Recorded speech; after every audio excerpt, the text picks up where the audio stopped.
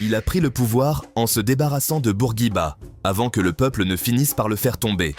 Zine El Abidine Ben Ali est né en 1936, dans l'est de la Tunisie.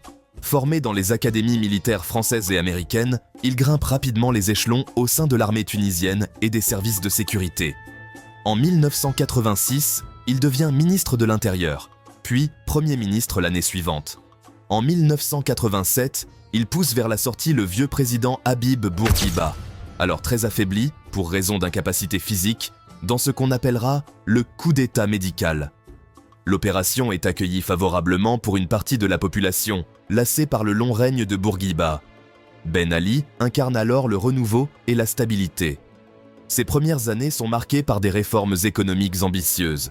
La Tunisie connaît une croissance régulière, un développement du tourisme, de l'infrastructure, de l'éducation et de la santé. Le pays devient un modèle de stabilité dans une région généralement agitée. Sur le plan social, Ben Ali fait mine d'ouvrir le jeu politique. Il promet une transition démocratique, la libération de certains opposants et la modernisation de l'État. Mais cette façade ne dure pas. Rapidement, il resserre son emprise sur le pays.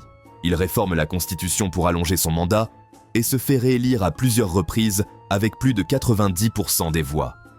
L'opposition est muselée, la presse censurée, les partis politiques sous contrôle et les services de sécurité omniprésents.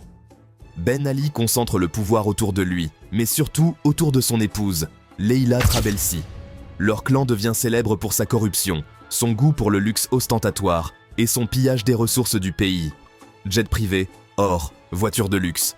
Le peuple tunisien assiste impuissant à l'enrichissement d'une élite arrogante et intouchable.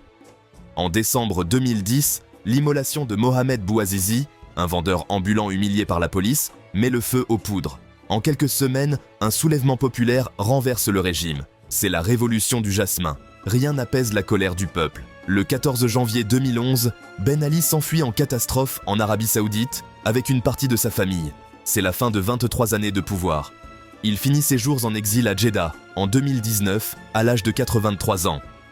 Symbole de transition et de progrès, le successeur de Bourguiba a finalement connu la même fin que son prédécesseur, dans l'impopularité et la contestation.